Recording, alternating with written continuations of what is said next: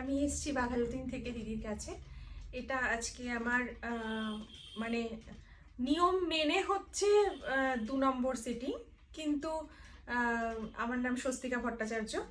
আমি একজন প্রফেসর, কিন্তু বিষয়টা হলো আরও অনেক সমস্যা নিয়ে দিদির কাছে এর আগেও আমি করে গেছি, তাতে আমি অনেকটা রিলিফ পেয়েছি। আমার আগের প্রিভিয়াস ভিডিও যদি কেউ দেখো তাহলে দেখবে আমি ইনসোমেনিয়ার ক্রনিক পেশেন্ট ছিলাম, ওষুধ ছাড়া ঘুমাতাম না। কিন্তু এই যে ট্রিটমেন্টগুলো, তাতে আমি এখন উইদাউট ওষুধ একদম নিশ্চিন্তে ঘুমোই। আর দ্বিতীয় কথা হলো কিছু নিয়ম তো মানতেই হয়, সাথে করে যেগুলো দিদি বলেন বাড়িতে সেগুলো মেনটেন করা।